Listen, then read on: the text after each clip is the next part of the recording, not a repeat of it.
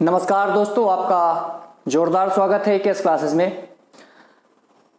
प्राचीन भारत के इतिहास की श्रृंखला में प्राचीन सीमांत राज्यों के अंतर्गत पूर्व की क्लास में हमने दो क्षेत्रों के राजवंशों का, किंगडम्स का हमने अध्ययन किया, जिनमें से हमने सिंध में, पश्चिम साइड में, वेस्ट में सिंध में जो डायनेस्टी थी जिसे हिंदू शाही राजवंश के नाम से जाना जाता है, उस पर हमने चर्चा की।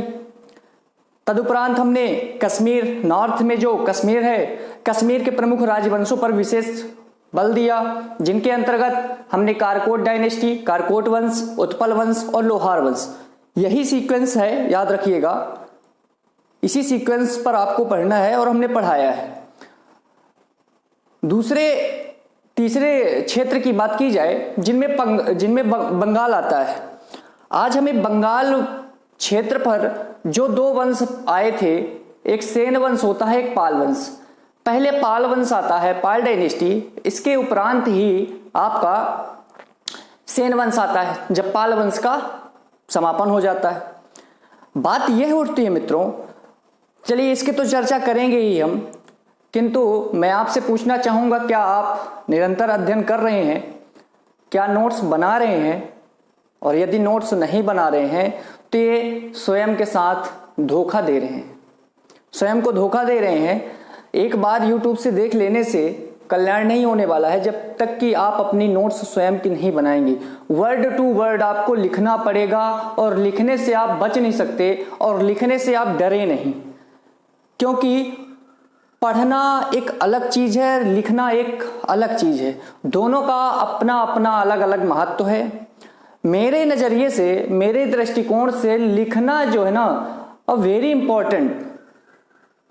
जब तक आपका हाथ और हाथ पर जो कलम है ये कॉपी पर नहीं चलेगी तो आप यकीन मानिए आप बहुत लंबे अरसे तक इसकी छाप अपने मन मस्तिष्क पर नहीं बना पाएंगे। ये आप लिख कर ले लें।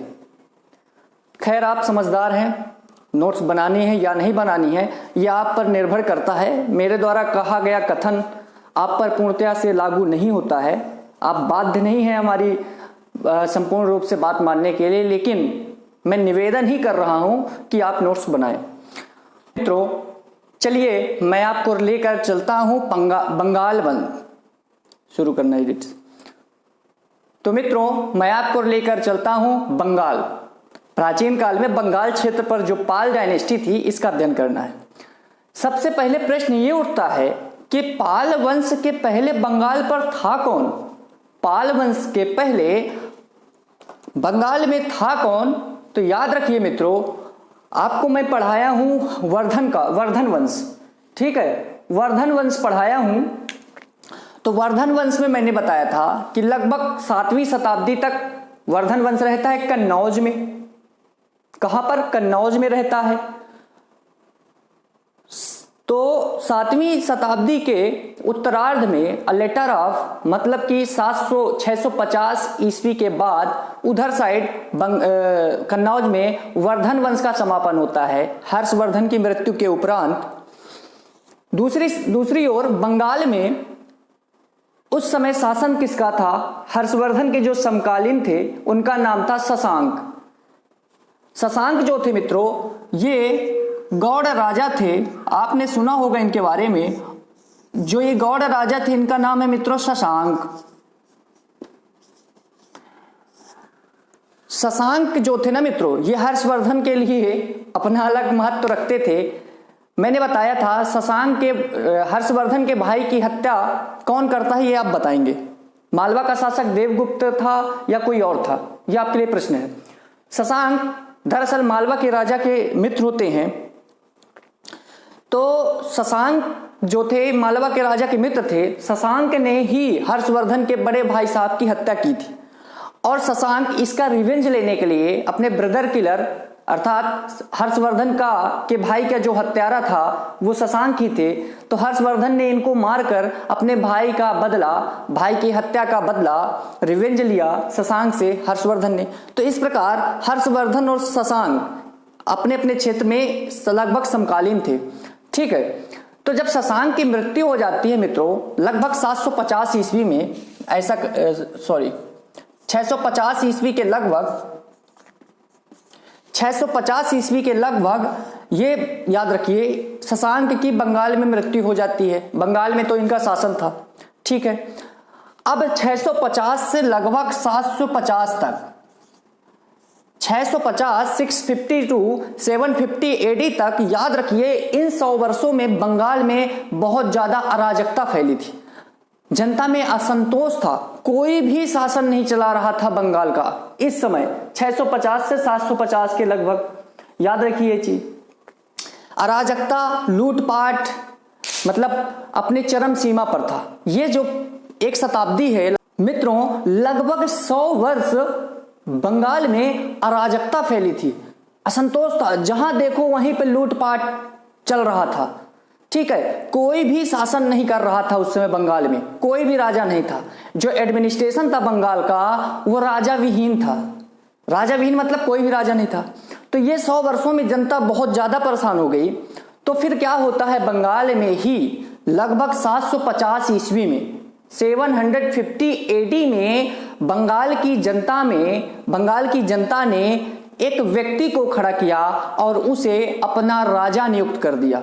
वो कोई राजा नहीं था, ना ही उसने अपने वंश की नींव डाली थी, उसे जनता ने चुना था। और उस व्यक्ति का नाम क्या था? गोपाल।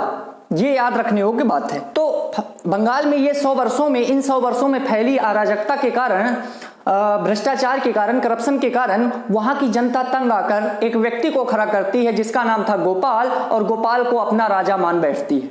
क्लियर है? तो इस प्रकार पाल वंश सामने आता है। अब दूसरा प्रश्न, गोपाल आया और इसका नाम पड़ गया पाल वंश। कैसे? इन्हें पाल डायनेस्टी, पाल वंश क्यों कहा गया? प्रश्न ये उठता है। तो याद रखिए गोपाल के बाद गोपाल में भी पाल आता है, और जितने भी शासक होते हैं इस वंश के सभी के नामों में पाल आता है, और पाल आने के कारण इसे पाल वंश की संज्ञा दी जाने लगी, जो मेन कारण पाल वंश कहलाने का है। और भी पुस्तक में आपको और भी तरह तरह की बातें मिलेगी इस वंश के बारे में, लेकिन पाल वंश कहे जाने का जो एकमात्र वन एंड ओनली कारण है, जो रीजन है, वो इस वंश के जितने भी रूलर हुए हैं, शासक हुए हैं, उन सभी के नामों में पाल आता है। आप चाहे चेक कर लें, गोपाल, धर्मपाल, देवपाल, महिपाल, नारायण पाल, सभी। तो इस प्रकार पाल वंश की उत्पत्ति बंगाल में होती है। चलिए बंगाल लेकर चलता हूं आपको। चलना चाहेंगे आप? चलना तो पड़ेगा, ठीक है। चलिए पाल वंश का सबसे पहले समय सीमा जानिए। समय सीमा है 750, जैसा कि मैंने अभी पूर्व में उल्लेखित किया। 750 एडी टू 1114 एडी तक इनका शासन बंगाल में स्थापित रहता है, स्टैब्लिश रहता है। क्लियर है? पाल वंश के संस्थापक की बात की जाए, वो थे गोपाल। कौन थे? गोपाल। अब इन्हें संस्थापक ही कहा जाएगा क्योंकि पहले राजा होते हैं, पहले शासक होते हैं इस वंश के। तो Gopal is the founder of Pal dynasty. Clear है? कब राजा बनते हैं? 750 एडी, 750 ईस्वी में ये शासक नियुक्त होते हैं और पहले राजा होते हैं इस वंश की ओर से। मित्रों, ये पहले राजा हैं, ये पहले ऐसे शासक हैं, ये फर्स्ट रूलर हैं जिन्हें जनता द्वारा निर्वाचित किया जाता है, अर्थात इन्हें डायरेक्ट जनता चुनती है। ये किसी भी मैं अपने वंश की नींव डाल दूं, मैं अपने वंश की नींव डाल के स्वयं को राजा घोषित कर दिया, मेरे आने वाली पीढ़ियां सभी ऑटोमेटिक राजा, उत्तराधिकारी मेरा बनता जाएगा, मेरे ही वंश का, सक्सेसर जिसे कहते हैं। लेकिन गोपाल जो थे, इन्होंने ना तो अपने वंश की नींव डाली, अपने वंश की ना तो स्थापना की, ना ही ये ऐसे वंश से बिलोंग करते थे, ऐसे वंश से संबंध रखते थे जो बंगाल पर पहले ही शासन कर रहा होता है। ये तो एक आम आदमी था, इसे जनता ने उठाया और राजा बना दिया। ठीक है? तो गोपाल ऐसे पहले शासक होते हैं जिन्हें जनता द्वारा निर्वाचित किया जाता है या चुना जाता है। ठीक है जनमित्रों, गोपाल के बारे में ये जानिए, ये बौद्ध धर्म के फॉलोअर्स थे, बौद्ध धर्म के उपासक कहें या बौद्ध धर्म के अनुयायी कहें। ठीक है? तो फॉलोअर्स ऑफ बुद्धिज्म ये गोपाल थे, और पाल वंश के सभी राजा लगभग बौद्ध धर्म के ही फॉलोअर्स थे। ठीक है मित्रों, ये अब दरअसल बौद्ध धर्म के फॉलोअर्स थे। इनकी कुछ क्रियाकलाप देखा जाए, यानी कंस्ट्रक्शन निर्माण कार्य पर नजर डाली जाए, तो याद रखिए ओदंतपुरी महाविहार या कहें ओदंतपुरी मठ की स्थापना किया। ठीक है, और ये मठ हो गया या कहें महाविहार हो गया, लेकिन ओदंतपुरी विश्वविद्यालय भी कहा जाता है। आपको अलग अलग पुस्तकों में ओदंतपुरी मठ मिलेगा, ओदंतपुरी विश्वविद्यालय मिलेगा, ओदंतपुरी महाविहार मिलेगा। क्लियर है? तो ये चीज जो है ये किसके द्वारा निर्मित है, किसने बनवाई, किसने कंस्ट्रक्ट करवाया? वो था गोपाल, पाल वंश के राजा गोपाल। तो गोपाल के बारे में आपने जाना। अब अगले शासक के बारे में जानना आवश्यक है। उनका नाम है धर्मपाल। ये सबसे महानतम, ये मोस्ट ग्रेटेस्ट रूलर होते हैं, पावरफुल रूलर होते हैं अपने वंश की ओर से। ठीक है, सबसे महानतम और शक्तिशाली शासकों में से एक हैं ये धर्मपाल। धर्मपाल मित्रों ऐसे पहले शासक हैं पाल वंश की ओर से, ये ऐसे पहले शासक है धर्मपाल जिन्होंने साम्राज्यवादी नीति का पालन किया, या कहें विस्तारवादी नीति, मतलब अपने क्षेत्र का विस्तार किया। ठीक है, इन्होंने साम्राज्यवादी नीति या कहें विस्तारवादी नीति, इंपीरियलिज्म पॉलिसी, क्या कहते हैं इसको इंग्लिश में, इंपीरियलिज्म पॉलिसी। अब इन्होंने साम्राज्यवादी नीति का पालन कैसे किया, इसके बारे में सुनिए। पहला प्रश्न है कि पाल वंश की ओर से त्रिपक्षीय संघर्ष में ट्राइपार्टाइट या कहें ट्रिपार्टी स्ट्रगल या कॉन्फ्लिक्ट में पार्टिसिपेट करने वाले, भाग लेने वाले शासक का नाम बताएं तो धर्मपाल। धर्मपाल ही पाल वंश के पहले शासक हैं जिन्होंने त्रिपक्षीय संघर्ष में जाकर भाग लिया। और वो संघर्ष किसके लिए था? वो कन्नौज पर अधिकार के लिए था। ठीक है, कन्नौज पर अधिकार के लिए था।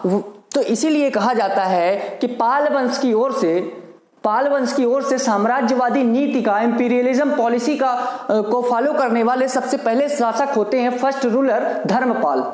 ठीक है, अब जानते हैं थोड़ा सा त्रिपक्षीय संघर्ष का नाम आ गया है, और ये पाल वंश त्रिपक्षीय संघर्ष में तो महत्वपूर्ण भूमिका निभाता है। त्रिपार्टी स्ट्रगल या कहें ट्राइपार्टाइट स्ट्रगल या कहें त्रिपक्षीय संघर्ष में आप जानते हैं 3 राजवंशों ने भाग लिया था। ठीक है, वैसे तो कन्नौज पर शासन कर रहा था वर्धन वंश के बाद आयुध वंश, या किसी कभी कभी आयुष वंश भी कहते हैं। इसके 2 राजा होते हैं, इंद्रायुध, चक्रायुध, आप जानते हैं। ठीक है, तो चौथा वंश नहीं गिना जाता क्योंकि वो कन्नौज पर ही शासन कर रहा था। लेकिन 3 ओर से, एक साउथ से, दक्षिण से राष्ट्रकूट आते हैं, इधर वेस्ट से मालवा से गुर्जर प्रतिहार आते हैं, और उधर बंगाल से, ईस्ट साइड से, पूर्व से पाल डायनेस्टी आते हैं। मतलब तीनों साइड से, तीनों ओर से आक्रमण करते हैं कन्नौज पर अधिकार को लेकर। अब एक साथ नहीं करते हैं, हालांकि पहले गुर्जर प्रतिहार आयुध वंश को हराते हैं, आयुध वंश के राजा इंद्रायुध को हराते हैं, तो उधर से चले आते हैं पाल वंश की ओर से धर्मपाल, तो धर्मपाल को फिर हरा देते हैं आपके गुर्जर प्रतिहार राजा, जिनका नाम था, पहले शासक का नाम बताएं जिन्होंने त्रिपक्षीय संघर्ष में भाग लिया गुर्जर प्रतिहार वंश की ओर से। तो धर्मपाल पहले शासक हो गए मित्रों, ये मैंने उल्लेखित कर दिया। ठीक है, आप जानते हैं कि पहला त्रिपक्षीय संघर्ष 3 चरणों में होता है। 3 चरणों में अर्थात पहले स्टेज में एक तरफ गुर्जर प्रतिहार वंश, पहले स्टेज में मैंने बताया था कि गुर्जर प्रतिहार वंश के पहले शासक भाग लिए जिन्होंने त्रिपक्षीय संघर्ष में वत्सराज थे, तो गुर्जर प्रतिहार वंश के राजा थे। ठीक है, तो इन्होंने पहले आयुध वंश के राजा इंद्रायुध को हराया, उस दूसरी ओर पाल वंश के राजा धर्मपाल को हराया। ये बात क्लियर हो गई। लेकिन इन्हें वत्सराज को पराजित कर दिया था राष्ट्रकूट वंश के राजा ध्रुव प्रथम ने। ये फर्स्ट स्टेज हो गया था। ठीक है, तो जो जियोग्राफिकल ऑब्स्टेकल था, मतलब भौगोलिक बाधा उत्पन्न हो गई थी ध्रुव प्रथम के लिए। भौगोलिक बाधा क्यों? क्योंकि ये साउथ से आते हैं कन्नौज युद्ध करने के लिए, तो अपने राज्य क्षेत्र से बहुत दूर आ गए थे। दूसरा कारण, इनके राज्य में जनता ने विद्रोह कर दिया था, राजनीतिक या कहें प्रशासनिक असंतुलन स्थापित हो गया था, तो इन्हें अपने क्षेत्र जाना पड़ा था, इसलिए फर्स्ट चरण कंप्लीट नहीं माना जाता। वहीं दूसरी ओर सबसे पहले अब धर्मपाल फिर आक्रमण करेंगे कन्नौज पर। दूसरे स्टेज में दूसरा जो चरण होता है, इसमें इंद्रायुध को हटाकर, इंद्रायुध को हरा देते हैं कन्नौज में। इंद्रायुध को हटाकर किसे राजा बना देते हैं? उसी वंश के शासक या इनके भाई ही थे, याद रखिएगा ये चीज। चक्रायुद्ध को राजा बना देते हैं कन्नौज का। ठीक है, तो इस प्रकार ये दूसरा स्टेज था। ठीक है, आगे आते हैं गुर्जर प्रतिहार वंश के राजा, जो इन्हें पराजित कर देते हैं। ये दोनों बार 2 टाइम्स पराजित होते हैं गुर्जर प्रतिहार वंश के शासकों से। तो कहने का मतलब ये था कि सेकंड जो स्टेज है, in second stage of conflict या कहीं स्ट्रगल, दूसरे चरण में त्रिपक्षीय संघर्ष के इन्होंने कन्नौज पर अधिकार कर लिया था। कैसे किया था? कन्नौज में आयुध वंश का राजा कौन था? इंद्रायुध। तो इंद्रायुध को हराया, गद्दी से भगा दिया। इंद्रायुध की जगह उनके भाई चक्रायुध को राजा बना दिया। ठीक है, चक्रायुध जो था ये मित्रों धर्मपाल के संरक्षण में था। ठीक है, तो कन्नौज पर इस प्रकार पाल वंश का कुछ समय के लिए अधिकार हो गया था दूसरे चरण में। ठीक है, आंशिक समय होती है, पार्शियली मतलब आंशिक रूप से कुछ ही समय के लिए, बहुत थोड़े समय के लिए इन्होंने कन्नौज पर अधिकार किया। लेकिन जब गुर्जर प्रतिहार राजा आते हैं तो इन गुर्जर प्रतिहार राजा नागभट्ट धर्मपाल को पराजित कर देते हैं, तो कन्नौज से पाल वंश कुछ समय बाद अधिकार खो देता है। क्लियर है इतना? चलिए, तो धर्मपाल ने जब कन्नौज पर अधिकार कर लिया तो उपाधि ली, टाइटल लिया उत्तरापथ स्वामिनी। क्या? उत्तरापथ स्वामी। उत्तरापथ स्वामी अर्थात जिसका अधिकार हिमालय तक हो। ठीक है, अब कन्नौज कहां था? लगभग हिमालय की तराई क्षेत्र पर ही था, इसलिए उत्तरापथ स्वामी की उपाधि ली। और दूसरी उपाधि परम सौगात। परम सौगात मित्रों क्या कहलाता है? उपाधि है। लेकिन आपको प्रश्न में एग्जाम में कभी कभी मिल सकता है कि पाल वंश के शासकों को कौन सी उपाधि दी जाती है या कौन सी उपाधि धारण करते थे? लगभग सभी शासक परम सौगात की, किसकी? परम सौगात की उपाधि धारण करते थे। ठीक है, लेकिन यदि व्यक्ति विशेष एक राजा का नाम पूछे तो धर्मपाल, अन्यथा किस वंश का पूछे तो फिर पाल वंश लगाइएगा आप। ठीक है, धर्मपाल ने मित्रों बिहार के भागलपुर में, वर्तमान बिहार के भागलपुर में विक्रमशिला यूनिवर्सिटी, विक्रमशिला विश्वविद्यालय की स्थापना की थी। ठीक है, इतना क्लियर हो गया धर्मपाल? कोई दिक्कत? चलिए अगले शासक की बात करता हूं। अच्छा, एक चीज और है, छूटी जा रही थी। धर्मपाल की पत्नी का नाम क्या था? रन्ना देवी। धर्मपाल की पत्नी का नाम रन्ना देवी था और ये रन्ना देवी राष्ट्रकूट वंश की राजकुमारी थी। राष्ट्रकूट वंश की डायनेस्टी की प्रिंसेस थी, राजकुमारी थी रन्ना देवी। ये याद रखने योग्य बात है। ठीक है मित्रों, धर्मपाल का एक अभिलेख है लखीमपुर अभिलेख। लखीमपुर इंस्क्रिप्शंस में क्या उल्लेखित है कि मत्स्य न्याय अव्यवस्था फैली हुई थी बंगाल में। पाल वंश के पहले, जब पाल वंश नहीं था, मत्स्य न्याय अव्यवस्था फैली थी, अर्थात बड़ों के द्वारा छोटों का शोषण, मतलब अराजकता ही थी। अब आपको मैं पूर्व में ही उल्लेखित कर चुका हूं कि लगभग 100 वर्ष बंगाल में अराजकता फैली थी। जब पाल वंश के पहले शासक होते हैं गोपाल, तब फिर कुछ हद तक कंट्रोल किया इन्होंने, आगे धर्मपाल पूरा कंट्रोल कर बैठे।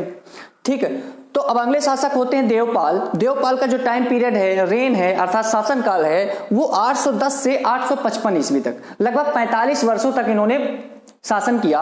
और इन्होंने अपनी राजधानी मुंगेर को बनाई। ये मुंगेर याद रखिए, आगे आने वाले इतिहास में बहुत महत्वपूर्ण स्थान रखने वाला है। ठीक है, मुंगेर कहां है आप बताएंगे कमेंट करके। मित्रों, देवपाल ने राजधानी मुंगेर बनाई, लेकिन प्रश्नों में कभी कभी इस तरह पूछा जाता है कि पाल वंश की राजधानी का नाम बताएं, तो मुंगेर थी, लेकिन मुंगेर को बनाया किसने था कैपिटल, राजधानी? वो देवपाल थे। क्लियर है? इन राजाओं की ये भी त्रिपक्षीय संघर्ष में भाग लेते हैं, ये याद रखिएगा। ठीक है मित्रों, देवपाल ने भी धर्मपाल जो कि इनके पिता थे। ठीक है, धर्मपाल का उत्तराधिकारी सक्सेसर कौन होता है? देवपाल धर्मपाल के पुत्र थे। तो देवपाल ने अपने पिता धर्मपाल की भांति उन्हीं की तरह साम्राज्यवादी नीति या कहें विस्तारवादी नीति या कहें इंपीरियलिज्म पॉलिसी को फॉलो किया। ठीक है, उसका अनुसरण किया और अपने राज्य क्षेत्र का अधिकार कहां तक कर लिए? असम तक। असम का प्राचीन नाम याद रखिए, प्राग्ञ ज्योतिषपुर कहा जाता था। यह बहुत इंपॉर्टेंट फैक्ट है कि असम का प्राचीन नाम क्या था? प्राग्ञ ज्योतिषपुर। ठीक है, प्राग्ञ ज्योतिषपुर पर अधिकार कर लिया था और साथ में उड़ीसा के कुछ भागों पर भी अधिकार कर लिया था। तो इस तरह देवपाल भी साम्राज्यवादी नीति का अनुसरण किया और त्रिपक्षीय संघर्ष में भाग भी लिया। ठीक है मित्रों, उस समय जावा में श्री शैलेंद्र वंश का शासन था। ये वंश का नाम है, ये डायनेस्टी का नाम है, क्या नाम है? श्री शैलेंद्र वंश। ठीक है, इस वंश का, जैसे आप पाल वंश पढ़ रहे हैं, उस समय जावा में श्री शैलेंद्र वंश का शासन था, ये वंश है। इस वंश की ओर से शासक कौन होते हैं देवपाल के समय? बालपुत्र। तो ये लाइन बताने का जो मूल कारण है कि बालपुत्र ने, मित्रों, बालपुत्र ने देवपाल से अनुमति मांगी थी, परमिशन ली थी, किस चीज की? नालंदा में बौद्ध विहार बनवाने के लिए। नालंदा में बौद्ध विहार का कंस्ट्रक्शन करवाने के लिए बालपुत्र ने देवपाल से अनुमति मांगी थी। क्लियर है? बहुत बढ़िया बात। और याद रखिए, बालपुत्र को ये बौद्ध विहार बनवाने के लिए देवपाल ने 5 गांव दान में दे दिए थे। ठीक है, 5 विलेज डोनेट कर दिए थे देवपाल ने, किसको? बालपुत्र को। क्लियर है? अच्छी बात है। इससे यह भी सिद्ध होता है कि ये बौद्ध विहार बनवा रहे थे और देवपाल ने जमीन दान में दे दी, अनुमति भी दी बौद्ध विहार बनवाने की। इसलिए देवपाल भी प्रतीत होता है कि बौद्ध धर्म के अनुयायी थे या उपासक थे या कहीं वर्शिपर थे या फॉलोअर्स थे। ठीक है, धर्मपाल तो थे ही, मैंने पूर्व में उल्लेखित किया, गोपाल भी थे। ठीक है, इस प्रकार सभी राजा बौद्ध धर्म के फॉलोअर्स थे। मित्रों, अब जानते हैं एक और इंपॉर्टेंट फैक्ट, देवपाल के समय बंगाल के पाल वंश के राजा देवपाल के समय अरब यात्री सुलेमान आता है। याद रखिए, सुलेमान अरब यात्री था, अरब कंट्री का ट्रेवलर था, यात्री था, जो कि देवपाल, पाल वंश के राजा देवपाल के समय टाइम पर भारत आता है। सुलेमान ने मित्रों पाल राज्य को, पाल राज्य मतलब जहां पर पाल डायनेस्टी शासन चला रही थी, एडमिनिस्ट्रेशन चला रही थी, तो उस समूचे क्षेत्र को जहां पर पाल वंश का अधिकार था, ठीक है, उस पाल राज्य को सुलेमान ने एक नाम दिया था। ठीक है, अपनी पुस्तकों में रुहमा, क्या? रुहमा, या कहीं कहीं आपको मिल जाएगा रुहमा की जगह धर्मा, ये धर्मा लिखा है। लाइट पड़ रही होगी तो मैं लिख दिया, धर्मा लिखा है। ठीक है, तो पाल राज्य को रोमा या कहें धर्मा किस यात्री ने कहा? वो अरब यात्री सुलेमान था। और ये सुलेमान किसके टाइम पर आता है? वो पाल वंश के राजा देवपाल के समय पर आता है। देवपाल के बाद नारायण पाल। नारायण पाल का जो टाइम पीरियड है ना मित्रों, ये 860 से 862 915 तक 15 एडी तक बना रहता है। किसका? नारायण पाल का। और ये नारायण पाल जो होते हैं ये सक्सेसर ऑफ होते हैं देवपाल, सक्सेसर ऑफ देवपाल अर्थात देवपाल के उत्तराधिकारी। ठीक है मित्रों, इनके बारे में एक खास बात यह है कि प्रतिहार राजा मिहिर भोज व महेंद्र पाल से पराजित हो जाते हैं। ठीक है, त्रिपक्षीय संघर्ष की बात है। ठीक है, तो नारायण पाल गुर्जर प्रतिहार वंश के राजा कौन थे? मिहिर भोज और कौन? महेंद्र पाल। राजा भोज किस वंश के थे आप बताइएगा? मिहिर भोज प्रतिहार वंश के राजा थे एवं महेंद्र पाल भी प्रतिहार वंश के राजा थे। इन दोनों से नारायण पाल हार जाते हैं और नारायण पाल के हारने के उपरांत बाद में क्या होता है कि पालों से मगध हाथ से निकल गया। पालों के हाथ से यानी पाल वंश के क्षेत्र से, पाल वंश के अधिकार से मगध चला गया प्रतिहार वंश के कब्जे में। अब मगध क्षेत्र पर, मगध के एरिया पर पाल डायनेस्टी का अधिकार नहीं रह गया। ठीक है, अगले शासक है राज्यपाल, जो 915 से 940 ईस्वी तक बने रहते हैं। इनके बारे में नाम ही जानिए। अगले शासक होते हैं महिपाल प्रथम। महिपाल सेकंड मैंने नहीं बोला, नाम पर विशेष ध्यान देंगे। महिपाल फर्स्ट की बात कर रहा हूं मैं। महिपाल फर्स्ट का जो टाइम पीरियड है, रेन है, शासनकाल है, वो 978 से 1030 एडी तक रहता है। ठीक है, इनके बारे में दो बहुत खास बातें हैं। पहला तो इन्हें पाल वंश का द्वितीय संस्थापक कहा जाता है। पहला कौन है? गोपाल थे। कौन थे? गोपाल थे। तो पाल वंश का सेकंड संस्थापक अर्थात second founder of the Pal dynasty वो कौन थे? भाई महिपाल प्रथम। बहुत अच्छी बात है। मैंने आपको बताया था कि 9वीं और 10वीं शताब्दी अर्थात 9th एंड 10th सेंचुरी के जो मिडिल हाफ में लगभग चोलों का पुनः उत्कर्ष होता है, पुनः उत्थान होता है, रेजरेक्शन होता है। ठीक है, कब होता है? 9वीं 10वीं शताब्दी के मिडिल हाफ में, मध्य में।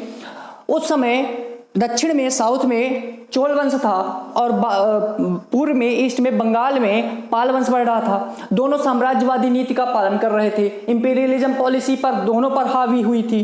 ठीक है, तो चोल वंश के समय, उस समय राजा होते हैं राजेंद्र चोल। 1022 में राजेंद्र चोल ने बंगाल पर आक्रमण किया और बंगाल पर राजेंद्र चोल ने ये जो आक्रमण किया, ये आक्रमण बंगाल में पाल वंश के लिए बहुत ही घातक सिद्ध होता है।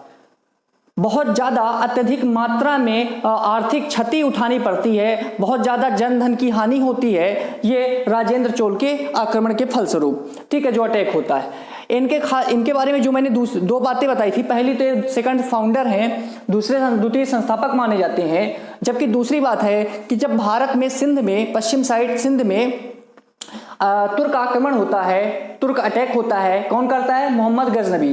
तो मोहम्मद गजनवी कौन था? तुर्क आक्रमणकारी या तुर्क आक्रांता था, या कहें तुर्क इन्वेडर था। ठीक है, तो उस समय सिंध पर जब मोहम्मद गजनवी आक्रमण करता है तो बंगाल में ईस्ट में किसका शासन था? पाल वंश का शासन था। किस डायनेस्टी का? पाल वंश का शासन था, पाल डायनेस्टी का। राजा कौन था? महिपाल थम। ठीक है, अगले शासक होते हैं महिपाल सेकंड, ये हैं महिपाल द्वितीय। इनके बारे में एक ही लाइन बहुत याद रखने योग्य बात है कि इनकी कुछ पॉलिसियां किसानों के विरुद्ध थी, अगेंस्ट थी। तो किसानों में क्या होता है? फार्मर्स में आक्रोश उत्पन्न हो जाता है, असंतोष व्याप्त हो जाता है, जिसके परिणाम स्वरूप फलस्वरूप क्या होता है? किसानों ने विद्रोह कर दिया, रिवॉल्ट कर दिया। ठीक है, और ये विद्रोह किस नाम से जाना जाता है? ये याद रखने योग्य बात है, ये विद्रोह कैवर्त जाति का विद्रोह, कैवर्त जाति का विद्रोह के नाम से जाना जाता है। बहुत अच्छी बात है मित्रों।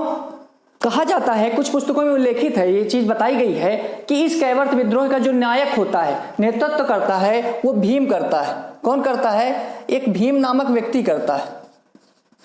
ठीक है, भीम नामक व्यक्ति ये कैवर्त जाति का करता है। अच्छा, कैवर्त कास्ट के लोग थे, किसान ही थे। दूसरे शब्दों में कहें किसान विद्रोह या कहें कैवर्त जाति का विद्रोह, क्योंकि कैवर्त कास्ट, कैवर्त जाति के लोग ही किसान थे और इसकी कुछ पॉलिसियां किसानों के विरुद्ध थी, तो फलस्वरूप रिवोल्ट होता है, विद्रोह होता है। फलस्वरूप कहा जाता है कि महिपाल सेकंड की इस विद्रोह में, इस कैवर्त विद्रोह में, रिवोल्ट में हत्या कर दी जाती है। ठीक है, ये ऐसे शासक हैं। अगले शासक होते हैं रामपाल। मित्रों, रामपाल याद रखिए 1075 ईस्वी में राजा बनते हैं। 1075 मतलब 1075 एडी में राजा नियुक्त होते हैं, अपॉइंट होते हैं। कौन? रामपाल। रामपाल अंतिम शक्तिशाली राजा होते हैं, last powerful ruler of the Pal dynasty. अंतिम शक्तिशाली पाल वंश के राजा रामपाल होते हैं। खास बात यह है मित्रों रामपाल के बारे में कि इनके समय भी कैवर्त विद्रोह होता है, यही सेकंड टाइम्स होता है कैवर्त विद्रोह। हालांकि रामपाल ने इस विद्रोह को दबा दिया, इस रिवोल्ट को खत्म कर दिया। ठीक है मित्रों, अब बात यह उठती है कि कैवर्त विद्रोह का उल्लेख कहां है? कैवर्त विद्रोह का उल्लेख कहां है? वो उल्लेख याद रखिए रामचरित में है। रामचरित, मैंने रामचरित कहा है, रामचरित मानस नहीं तुलसीदास जी की, मैंने केवल रामचरित कहा है, जिसकी रचना, जिसके लेखक, जिसके ऑथर कौन है? संध्याकर नंदी। संध्याकर नंदी ने इस पुस्तक की रचना की। इसी पुस्तक में कैवर्त रिवोल्ट, कैवर्त विद्रोह का उल्लेख किया, डिस्क्रिप्शन दिया इसके बारे में। क्लियर है? अच्छा, बहुत मजेदार बात यह है कि संध्याकर नंदी ने रामचरित में स्वयं को, अर्थात संध्याकर नंदी ने अपने आप को वाल्मीकि की संज्ञा दी है, वाल्मीकि बताया है। वहीं दूसरी ओर रामपाल को राम की संज्ञा दी है, भगवान राम की संज्ञा दे बैठे हैं। अच्छी बात है, अपनी अपनी पुस्तक का नायक होना चाहिए, हीरो हैं तो सॉरी। संध्याकर नंदी की रामचरित पुस्तक में, संध्याकर नंदी की द्वारा रचित रामचरित पुस्तक में उसका नायक कौन है? इस पुस्तक का नायक, हीरो कौन है? वो है रामपाल स्वयं। ठीक है मित्रों, कहा जाता है कि रामपाल ने मुंगेर किस नदी के तट पर है? किसके कोस्ट पर है? गंगा नदी के। ठीक है, तो मुंगेर में याद रखिए रामपाल ने डूबकर आत्महत्या कर ली, सुसाइड कर लिया था। ये ऐसे राजा होते हैं। पाल वंश के किस राजा ने गंगा नदी में डूबकर आत्महत्या कर ली, सुसाइड कर लिया? वो रामपाल थे। चलिए इन फैक्ट्स पर नजर डालते हैं। बहुत इंपॉर्टेंट फैक्ट है। पाल वंश के पूर्व, बिफोर पाल डायनेस्टी, कहां पर? बंगाल में पाल वंश के पूर्व कैसा शासन चलता था? मैंने बताया जब शशांक की मृत्यु हो जाती है लगभग 650 ईस्वी में, तो 650 और 750, 650 एडी टू 750 एडी अर्थात ईस्वी, ये जो 100 साल का समय होता है, 100 वर्षों का, यहाँ पर बहुत ज्यादा अत्याचार, कोई भी राजा होता नहीं है, भ्रष्टाचार करप्शन व्याप्त होता है, फैला होता है। ठीक है, उस समय एक शासन चलता था, एक व्यवस्था थी। क्या व्यवस्था थी? मत्स्य न्याय, ये नाम याद रखिएगा। मत्स्य न्याय नामक एक अव्यवस्था पहली थी, डिसऑर्डर था, ये एक अव्यवस्था थी। इसको क्या, मत्स्य न्याय का अर्थ क्या होता है ये जानने योग्य बात है। शोषण, बड़ों के द्वारा छोटों का शोषण, ठीक है, या कहें कुलीन वर्ग के द्वारा, कुलीन मतलब धनवान वर्गों के द्वारा गरीबों का शोषण। ठीक है, एक्सप्लॉयटेशन बोल सकते हैं। एक्सप्लॉयटेशन मतलब शोषण, किसके द्वारा? बड़ों के द्वारा, अर्थात धनवान लोगों के द्वारा, अर्थात कुलीन लोगों के द्वारा। किसका? गरीब लोगों का, जो दबा तबका था उसका शोषण। और इस व्यवस्था को, इस ऑर्डर को कहा गया, सॉरी, इस अव्यवस्था को, डिसऑर्डर को क्या कहा गया? मत्स्य न्याय व्यवस्था, अव्यवस्था। ठीक है, ये बंगाल में प्रचलित थी, पाल वंश के पूर्व, पाल वंश के पहले तथा शशांक के बाद।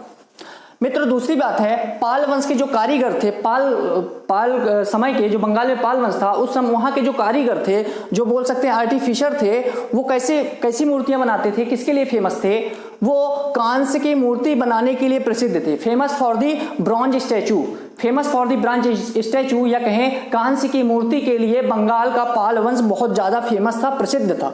उसमें से चित्रकार, सॉरी, शिल्पकार या कहीं कारीगर की बात की जाए तो दो नाम प्रमुख है पाल समय के, पालकालीन, वो है धीमन व बितपाल। धीमन व बितपाल, ये पाल समय के जो पाल वंश था उस समय के कारीगर हैं, शिल्पकार हैं। इनकी जो कांस्य मूर्तियां होती थी, जो ब्रॉन्ज स्टैच्यूज थी, बहुत ज्यादा फेमस थी, प्रसिद्ध थी।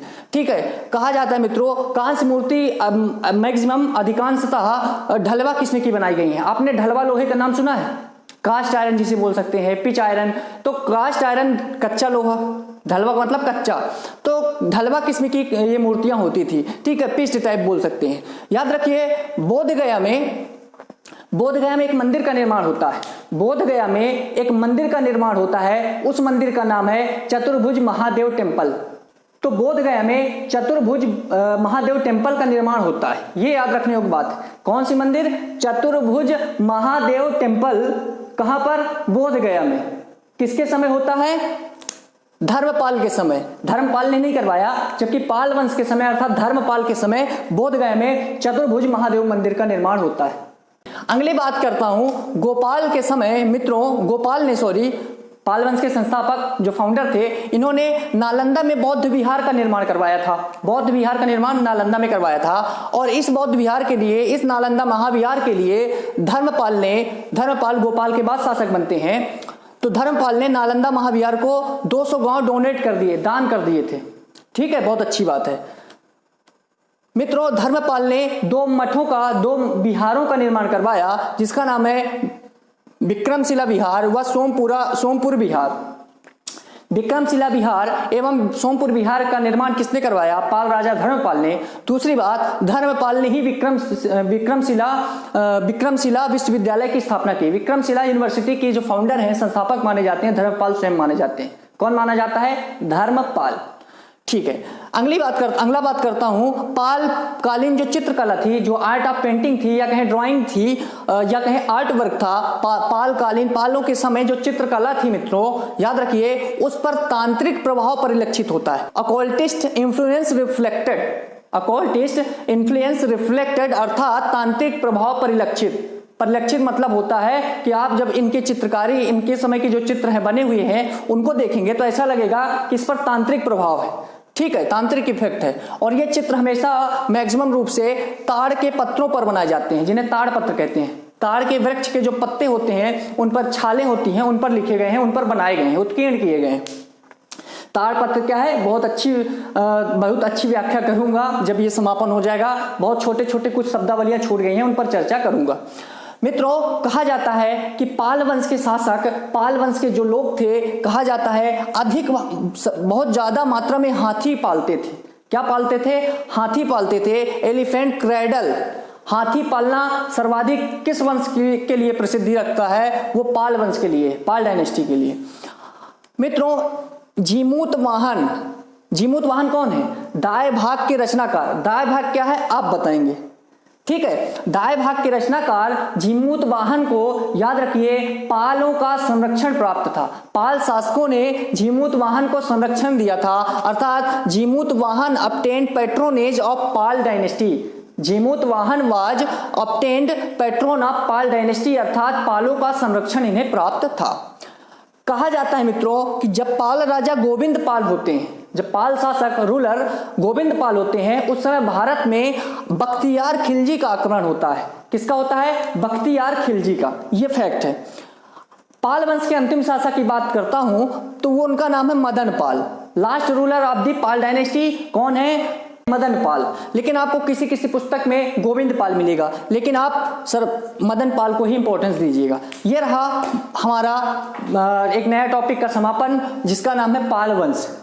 तो बताइए कि पाल वंश में कोई भी ऐसे तथ्य जो ना समझ में आए हों, जो मेरे द्वारा कहा गया कथन गलत या कहें असत्य का प्रतिनिधित्व करता हो, तो बताइए। मैं उसमें उस त्रुटि को सुधारने हेतु प्रयासरत हूं, और आप कमेंट करके बताया करें कि क्या कुछ चीजें गलत हैं, वरना हम तो पढ़ाते जाएंगे। मेरे हिसाब से 100% I am right, but according to you मैं सही हूं या गलत, यह आपका बताना एक परम दायित्व है, परम कर्तव्य है। ठीक है। पाल वंश के समापन के बाद बंगाल में सेन डायनेस्टी आएगी, सेन वंश आएगी, जो हमारे वीडियो पर कल आएगी। ठीक है। तो यहां पर आपको कोई दुविधा हो, कोई शंका हो, वो बताइए, नोट्स अवश्य बनाइए। ठीक है। और यदि मेरे द्वारा पढ़ाया गया हर एक टॉपिक आपको सही लग रहा, बहुत अच्छे माध्यम से जानकारी प्राप्त हो रही है, तो लाइक, शेयर और कमेंट भी कर दिया करें। ये बेसिक स्टेप्स होते हैं, आप समझ सकते हैं। ठीक है। तो मिलते हैं अगले पार्ट पर सेन वंश के साथ। तब तक के लिए धन्यवाद और जय हिंद।